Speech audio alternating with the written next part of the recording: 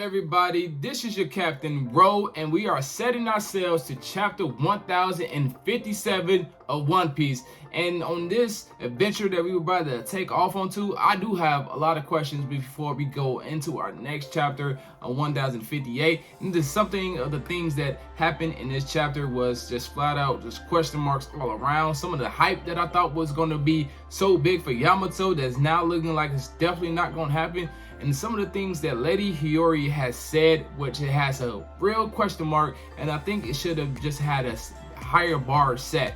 But guys, I know you cannot wait for me to talk about this chapter, so let's just get right into it. Let's go!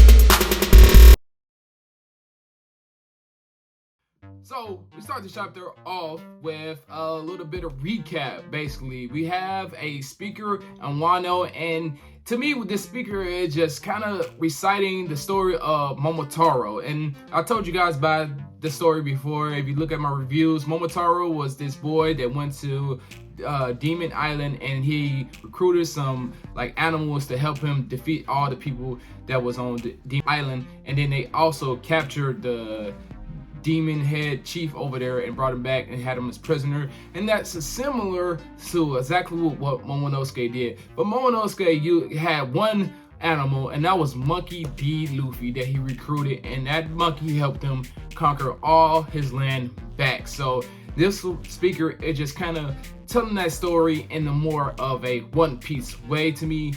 And it was kind of cool to see that the whole town is learning about this festival type of history that they will have here on this island, and how big Momonosuke is going to mean to this country after that, which was really touching. And what's more touching is that Momonosuke last chapter, he was still looking for his comrades and Luffy and the crew, and he was looking for them, and he was hoping to say goodbye to them. And he was mad that they didn't say goodbye to him, and he was just pumping his chest like, hey, I'm the Shogun. They're supposed to say see you later to me, and I'm gonna go looking for him. And then you thinking that Momonosuke is growing at this moment, that he is just being tougher. But in actuality, once he meets the crew, he just started going back to his kid, normal age self that is around 9 or 6 or 7 years old. I forget his age, but he starts to crawl into a little ball on Luffy and just say, no, don't leave him. He's gonna be sad if you leave him. All the things that he has accomplished is all thanks to Luffy and his crew, and he was just acting like a little baby, which makes Luffy say, I know that you are a little baby and all, but I got you a gift.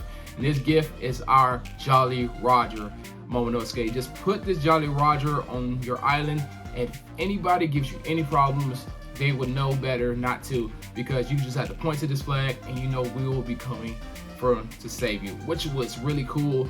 And looking at the reflection of Momonosuke do this and how we got the flashbacks as well, we can see Momonosuke kind of had the same relationship as Luffy and Ace's did, in a similar way, because Ace made Luffy push himself to be stronger and a better person, and that's the exact same thing how Luffy has done with Momonosuke. And Luffy even says it in the chapter that he sees Momonosuke as a little brother, which was all fitting in this chapter. And these are going to be two powerful people. One is going to have the power of Pluton on his island, and the other one will have the One Piece. So it's just perfect fitting. These characters, we definitely will see them again towards the end game, and especially Luffy. We definitely will see Momonosuke.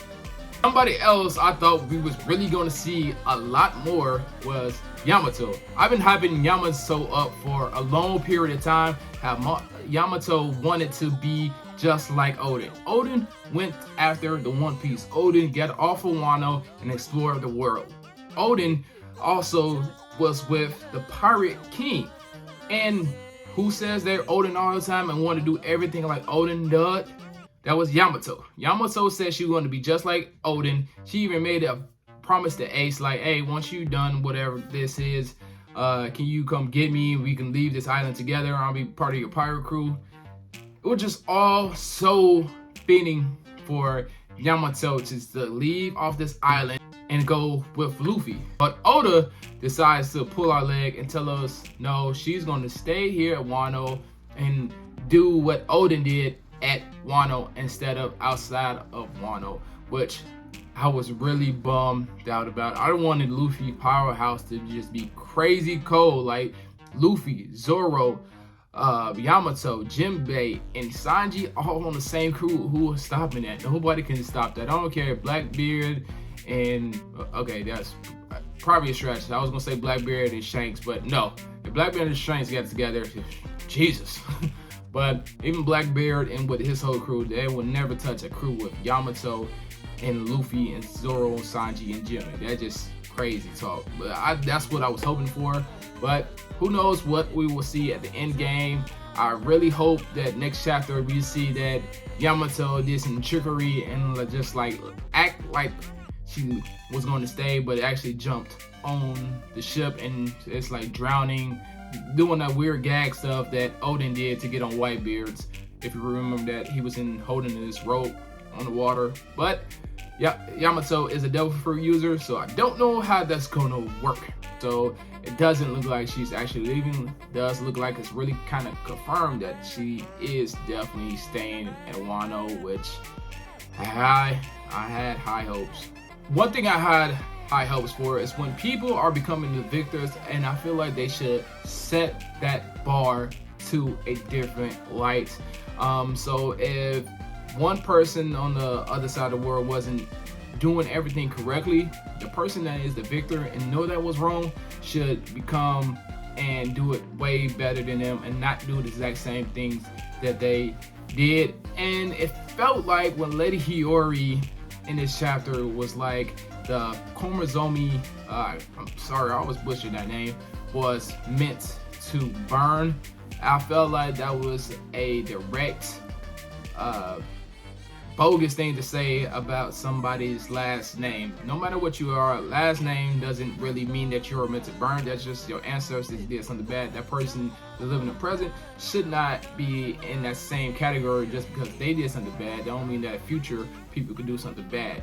So I understand that it was they won and they have the opportunity to actually, get like some type of revenge back into that because of what they did to her father. And it just seems so like petty in ways that was happening. I know Odin always said that he was meant to boil, and then Oda is trying to rearrange that and play with little words, but at the same time it just makes it look like you are excluding this whole family line. They are meant to be burned, and that just will create, I believe, will create a little bit of this chaos to your new founding and your new foundation that you're building your new country back into, because you are already telling the whole country that this one family line is meant to burn. So it's not a good setup for that. I understand it once again, but at the same time, it's just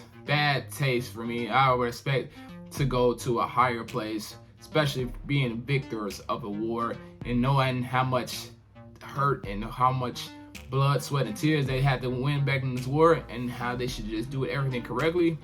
Just feel like there was really bad taste. But that's just something that I was just questioning the Oda's writing and narrating about. I normally don't, but this one is just kind of caught me off guard. And the last thing that we have on the chapter this week was kind of quick, just with all the recap that we already knew about.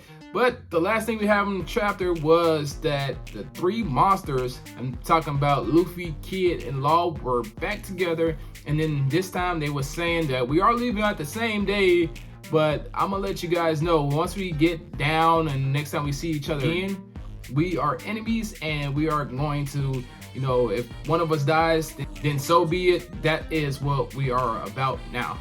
And feel like that's correct. They are rivals. I didn't want to see this relationship continue to grow. I want them to be rivals and just have more dynamic in our storytelling for the future. But also, again, Kid has to come into this story and makes a rival competition once again, because everybody is trying to go down the safer route, the safe and secure route, as this chapter is saying. What if they were going to be lowered down and have the waterfall opened a little bit so they can be able to take their boats out, and it's safer. Who wouldn't want to go that way? But Kid says, oh, y'all gonna go that safe and secure route? All right, I'm gonna go off of this way because I'm not, basically like pathetic like y'all are. I'm a true captain of the seas. We gonna jump off the waterfall down and hope for the best. And then Luffy and Law eyes were speechless at this time because it was just, they was like, you just punched a nerve right there. You made me that. And then they all jumped off of the waterfall, which was fitting, and went at the exact same time. And Luffy took the helm. He's like, Jinbei, give me the helm. We jumping off the waterfall. And it was fitting just to see the rival competition was growing right then and there. And guys, that was the end of that act, and that was the final act of Wano. So everything that we get in next week's chapter will be the final arc, and I am excited. I cannot wait for what's going to happen. Will Yamato sneakily get onto that crew? Will somebody else sneakily get into that crew? Maybe Carrot can just magically just pop up on that pirate crew and like, forget the being the king. I just want to be part of the crew. That's something that Odin basically did. He didn't want to be the king of Wano. He wanted to go see the world and then come back to Wano later. So, but who knows, like what Oda has in store. I just hope one day we do get some more Yamato. I really enjoyed the character, the devil fruit powers, and just the fact that she is an overall beast of a character.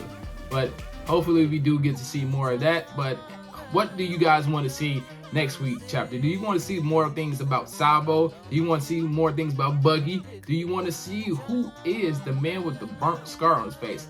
And guys, I made an error probably last week. I think Kid is trying to go find Sabo because he is a flame emperor.